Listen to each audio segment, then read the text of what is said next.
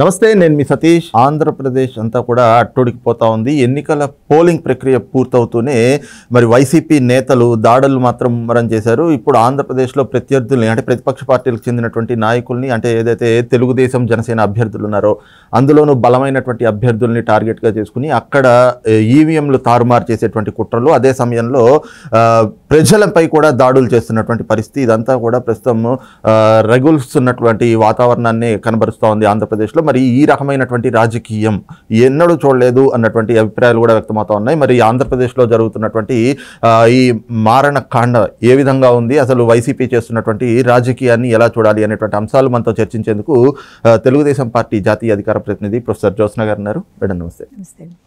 Polling రోజున మనం చూసాం దాడులు ఏ విధంగా చేశారు ఏమిటి అనేటువంటిది. ఇక పోలింగ్ పూర్తయిన తర్వాత ఇప్పుడు ఇంకో కొత్త అంశం, ఈవీఎంలు మార్చేయాలి, తారుమారు చేసేయాలి.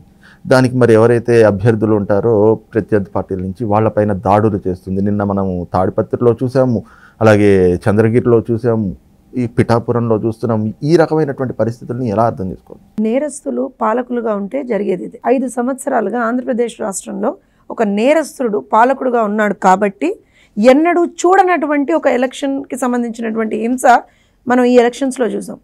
ఏ కాన్స్టిట్యున్సీని వదిలారండి? చంద్రగిరి కావచ్చు, కడప కావచ్చు, దర్శి కావచ్చు, బాపట్ల కావచ్చు, నరసరావుపేట కావచ్చు, మాచర్ల కావచ్చు, శ్రీకాళహస్తి దగ్గర నుంచి ప్రతి చోట అంత వైలెన్సా? అంటే వీళ్ళకి హింస తప్పించి ఇంకేం రాదని మళ్ళీ అర్థమైపోయిందిగా. 5 సంవత్సరాలుగా వీళ్ళు రాష్ట్రంలో చేస్తుంది హింసే కదా. సిగ్గుండక్కర్లా? ఇవాళ పరిస్థితి ఏంటి తెలుసా మీకు? పోలింగ్ అయిపోయిన తర్వాత, పోలింగ్ అయిపోయింది, ఓట్లు వేసేవాళ్ళు వేస్తారు, అయిపోయిన తర్వాత కూడా వీళ్ళ అక్కసు, వీళ్ళ కక్ష, వీళ్ళ ద్వేషం, వీళ్ళ కోపం ఇంకా తగ్గక, అంటే దాంతో పాటుగా ఒక నిస్సహాయత, మేము ఓడిపోతున్నాం అనేటువంటి ఒక నిస్సహాయత, దాన్ని ఎట్లా ఏ విధంగా మేము వాళ్ళు కంట్రోల్ చేసుకోలేక ఆఖరికి గర్భిణీల మీద కూడా దాడులు చేస్తున్నారు. మనుషుల పశువులు అక్కడ కూర్చున్నటువంటి వ్యక్తులు. నిన్న పులివర్తి నాని గారి మీద దాడి చేశారు, అలానే తాడిపత్రిలో దాడి చేశారు, దర్శిలో మన గొట్టుపాటి లక్ష్మి గారి మీద దాడులు చేశారు. ఇవాళ తిరుపతిలో నిన్నటి ఘటన చెప్తే మీకు నిజంగా కూడా కళ్ళెంబటి నీళ్ళు వస్తాయండి. అందుకే అంటున్నాను, కడుపుకు అన్నం తినేవాడు ఎవ్వడూ ఇలాంటి పనులు చేయడు.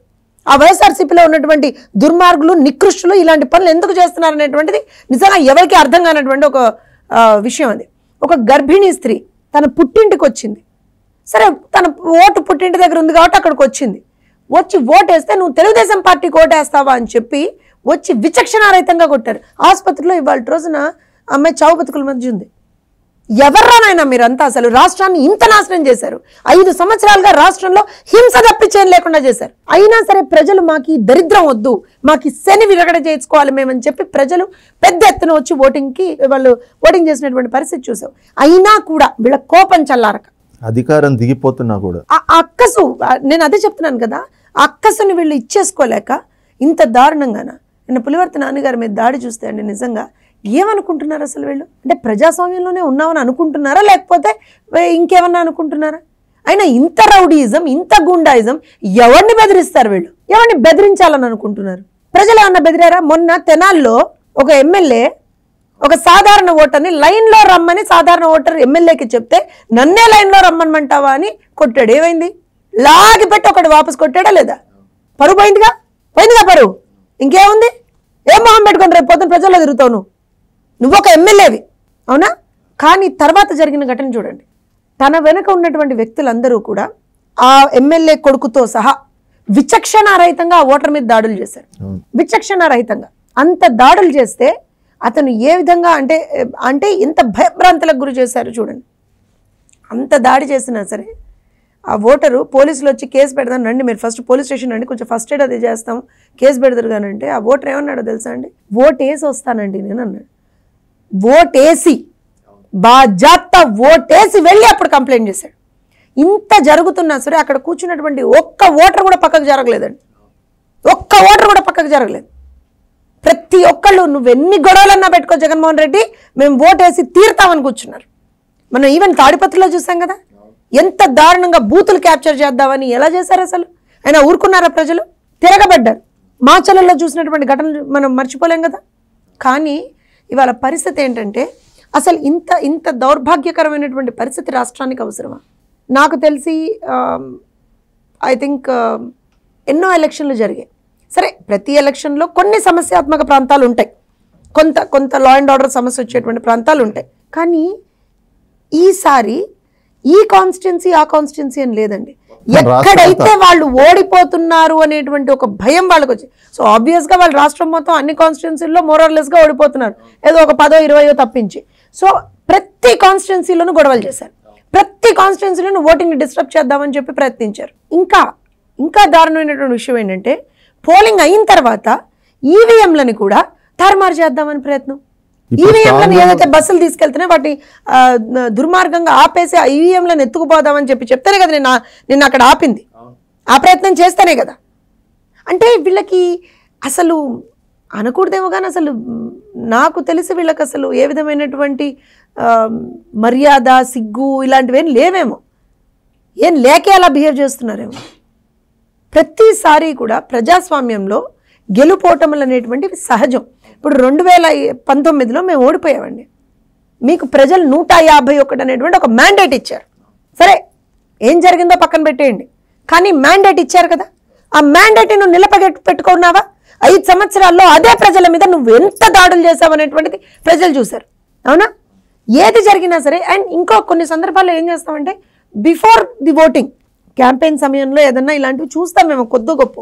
కానీ ఈ పిచ్చితనం ఏంటో నాకు అర్థం కాలేదు, ఈ పైశాచికత్వం ఏంటో నాకు అర్థం కాలేదు. పోలింగ్ జరిగిన తర్వాత కూడా సరే మీరు సతీష్ గారు మీరు తెలుగుదేశం పార్టీకి ఓటేశారని అనుకుందాం. ఫర్ ఎగ్జాంపుల్ మిమ్మల్ని నుంచి కొట్టడం, ఎవరు తెలుగుదేశం పార్టీకి ఓటేస్తే వాళ్ళ నుంచి కొడితే ఏమవుతుంది? ఏం సాధిస్తారు? వాళ్ళు ఎవరిని బెదిరిస్తారు? ఊరుకుంటారా ప్రజలు?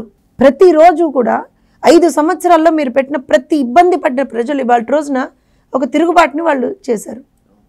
You have to accept. మీతోని తప్పులు అయ్యాయి అనేటువంటిది మీరు యాక్సెప్ట్ చేయాలి. దాన్ని ఎలా రెక్టిఫై చేసుకోవాలో చూసుకోవాలి మీరు. అంతే తప్పించి దాన్ని మీరు పక్కన పెట్టేసి మేము ఇలానే దాడులు చేస్తాం, భయభ్రాంతులకు గురి చేస్తాం. ఏమైంది? నిన్న ఉరికించి కొట్టారు, ఎమ్మెల్యేలతో సహా ఉరికించి కొట్టారు. వల్లభనేని వంశీ తీసుకోండి, పిన్నెల్లిని తీసుకోండి, అతని ద్వారంపూడిని తీసుకోండి, అనిల్ కుమార్ యాదవ్ని తీసుకోండి, అంబటిని తీసుకోండి, ఇంకెన్ని ఎగ్జాంపుల్స్ చెప్తాం. అంటే నేను ఏమంటున్నా అంటే ఇక్కడ ప్రజల్లో వస్తున్నటువంటి ఒక తిరుగుబాటును కూడా మనం అర్థం చేసుకోవాలండి. They will not tolerate for more. అయిపోయింది వాళ్ళ పేషెన్స్ లెవెల్స్ కూడా అయిపోయాయి వాళ్ళ రోజున. ఇప్పుడు వాళ్ళ హక్కు అండి ఓటేయడం, ప్రజల హక్కు, ప్రజల బాధ్యత. ఓట్ వేయడానికి కూడా నేను ఆపుతానంటే ఎంతవరకు కరెక్ట్? అది తప్పు కదా. మళ్ళీ నిన్నొచ్చి ఒక్కొక్కళ్ళు దొంగేడుపులు, ఒక్కొక్కళ్ళ ప్రెస్ మీట్లు చూస్తేనైతే నాకు నిజంగా దయ్యాలు వేదాలు వల్లిస్తున్నట్టుగా అనిపించింది. పోలీసులు మాకు సహకరించలేదు. ఎక్కడ సహకరించలేదు నాయన? ఎక్కడ సహకరించలేదు? మాచర్లలో ఏం జరిగింది? తెలుగుదేశం పార్టీ కార్యకర్తల మీద దాడులు చేస్తుంటే ప్రేక్షక పాత్ర వహించినటువంటి పోలీసులను చూపించమంటారా? ఏజెంట్లను బూతుల్లో బయటకు గుంజుకొస్తుంటే కూడా ప్రేక్షక పాత్ర వహించారు కొన్ని చోట్ల పోలీసులు. అలానే నిన్న తెనాల్లో ఘటన జరిగినప్పుడు పోలీసులు కనీసం దరిదాపులలో కూడా రాలేకపోయారు. అంత విచక్షణారహితంగా ఓటర్ని అక్కడ కొడుతుంటే కూడా. సో పోలీసులు విఫలం చెందారు, తెలుగుదేశం పార్టీకి సపోర్ట్ చేశారు. మాట్లాడుతున్నటువంటి మరి ఓటమి అలా అంచుల్లో ఉండేటప్పటికి వాళ్ళకి ఏం అర్థం కావట్లా. ఇక్కడ ఏదో కొంచెం గొప్ప ఆ చిప్పులు ఏవైతే ఉంటే అవి కూడా మొత్తం పోయాయి. ఇంకేమన్నాలో అర్థం కావట్లా.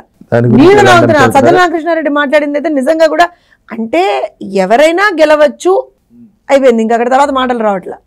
అనిల్ కుమార్ యాదవ్ వస్తాడు, అసలు మొహన్లో అసలు కళయే లేదు, ఓడిపోతున్నావు అని అర్థమైపోయింది.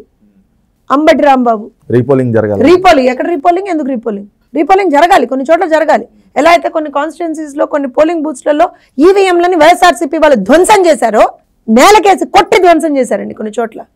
అలాంటి చోట్ల ఖచ్చితంగా రీపోలింగ్ జరగాలి. అంటే ఎందుకు చెప్తున్నానంటే నేను స్టార్టింగ్లో కూడా మీకు చెప్పానండి, నేరస్తులు అనేటువంటి వాళ్ళు ఎప్పుడు పాలకులుగా ఉండకూడదు. అదేమైపోతుందంటే క్రిమినాలిటీ అనేటువంటిది సొసైటీలోకి ఇంబైబ్ అయిపోతుంది. ఇవాళ ఎందుకంటే నేను దర్శి కాన్స్టిట్యున్సీని ఒక ఎగ్జాంపుల్గా తీసుకుంటాను. దర్శి కాన్స్టిట్యున్సీలో డాక్టర్ గొట్టిపాటి లక్ష్మి అనేటువంటి వ్యక్తి మా దగ్గర నుంచి అభ్యర్థిగా, కూటమి నుంచి అభ్యర్థిగా పోటీ చేస్తున్నారు. అక్కడ తన క్యాంపెయినింగ్లో నేను కూడా ఉన్నానండి. ఏ రోజున ఎంటైర్ క్యాంపెయినింగ్లో ఏ రోజున కూడా ఒక్క తప్పుడు మాట మాట్లాడలేదు తను అవతల పార్టీకి సంబంధించినటువంటి వ్యక్తి గురించి. మా పార్టీ అంటే మేమేం చేయగలం, మీరేం చేయలేదు అంతే మాట్లాడారు తను. అలాంటి వ్యక్తి మీద కూడా ఎంత దారుణంగా మొన్న దాడులు జరిగాయి పోలింగ్ రోజున అనేటువంటివి చూసాం. అంటే వాళ్ళు ఓడిపోతున్నాం అనేటువంటి ప్రతి దగ్గర కూడా దాడులకు తెగబడ్డారు. కానీ విల్ దట్ చేంజ్? ప్రజలు ఇచ్చిన మ్యాండేట్ని అయితే మీరు చేంజ్ చేయలేరు కదా. సో ఖచ్చితంగా ఇవాళ రోజున ఇంత పెద్ద ఎత్తున పోలింగ్ ఏదైతే జరిగిందో ఆల్మోస్ట్ 81%, 81% పోలింగ్ జరిగింది ఆంధ్రప్రదేశ్ రాష్ట్రంలో. సో మీకు అక్కడ అర్థమైపోవాలి ప్రజల్లో ఎంత కసి ఉంది, ప్రజల్లో ఎంత డిటర్మినేషన్ ఉంది, రాష్ట్రాన్ని బాగుపరుచుకోవాలి, రాష్ట్రంలో ఈ మారణ హోమం ఏదైతే చేస్తున్నారో 5 సంవత్సరాల నుంచి కూడా దానికి ఒక ఎండ్ కార్డు పడాలి అనేటువంటిది ప్రజల ఆలోచన. రైట్, ఇది చూస్తున్నాం కదా. ముఖ్యంగా ఏదైతే ఓటమి కళ్ళ ముందు కనిపిస్తూ ఉంది, మొన్న జరిగినటువంటి పోలింగ్ తోటి ఏ స్థాయిలో ఓడిపోతున్నాం అనేటువంటిది ఈ రోజున ఆ అక్కసుతోటి ఆ అసహనాన్ని తట్టుకోలేక ఈ విధంగా దాడులకైతే తెగబడతా ఉన్నారు. కానీ ప్రజలు 5 ఏళ్లుగా జరిగినటువంటి అరాచకాలు అన్నీ కూడా గమనించారు కాబట్టి ఒక రికార్డు స్థాయిలో పోలింగ్ని నమోదు చేసి ఈ రోజున జగన్మోహన్ రెడ్డికి వైసీపీకి కూడా ఒక గట్టి గుణపాఠం అయితే నేర్పారు అన్నటువంటి భావాన్ని కూడా టీడీపీ జాతీయ అధికార ప్రతినిధి ప్రొఫెసర్ జ్యోత్స్న గారు వ్యక్తం చేస్తూ ఉన్నారు. Thank you.